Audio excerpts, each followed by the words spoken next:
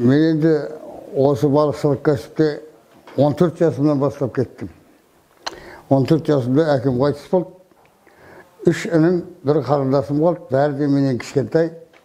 Сосын енді амалсыздан семьяны асырайтын адам жоқ. Сонымен әкемнің, қайтқан әкемнің құрдастары сол қасына алып кетті теңізге. Содан бастап теңізде жұмыста жүрдік. Енді ол сол жаңағы абырайсыз болған жоқпыз.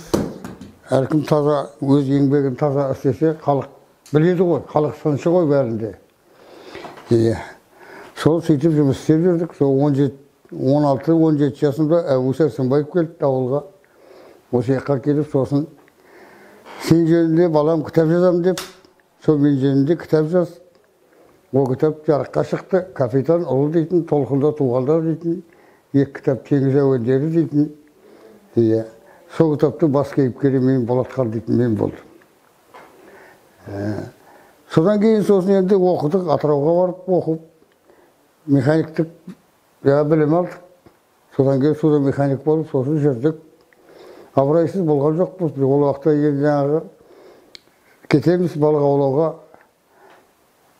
5 ай, 6 ай сәлен жақта жүреміз, ел жоқ, ауыл жоқ. Сояқтан балық аулаймыз, 5-6 айда ауылға бір келеміз. Сол 5 айда, 6 айда зәмен жібереді орнына.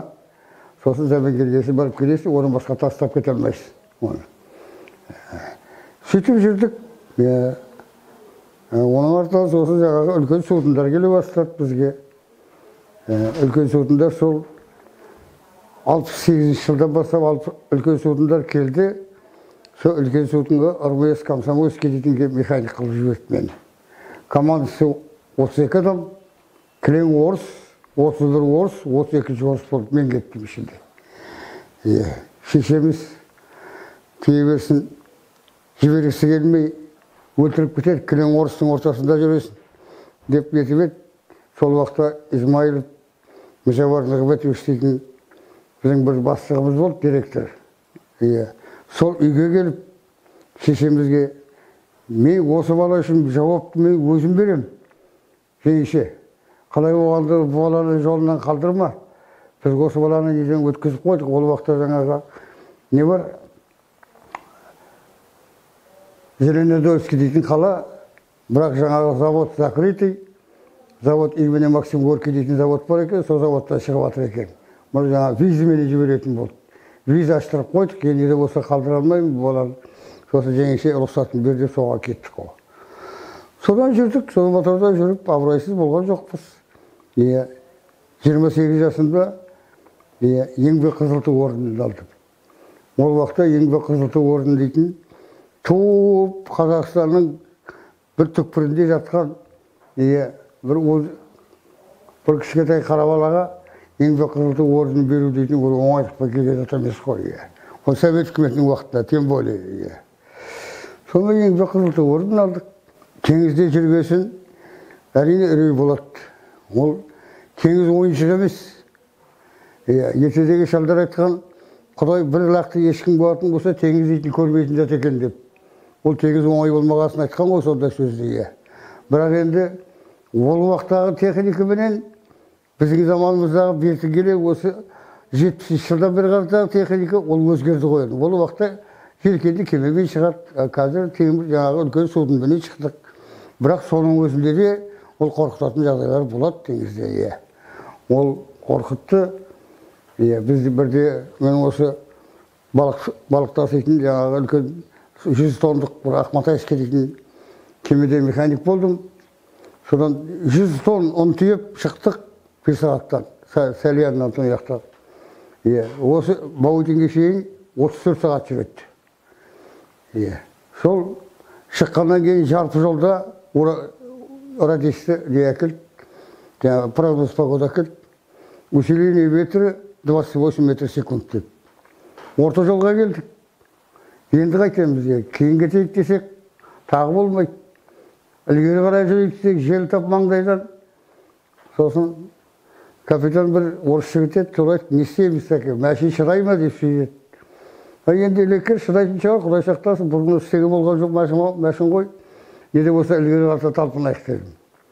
Сонымен не керек, жаңағы үстімізге тиеген отработанный масло ол уақытта 40 бөшкі, сол бір сүңгіп шыққанда судың астында 40 бөшкі барлығы суға кетті.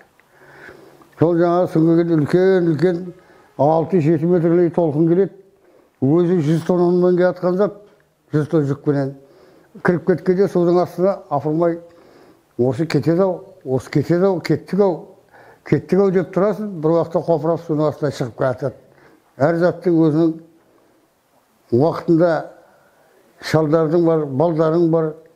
Балдар болмаса да, ол балдардың әкелері бар істеген.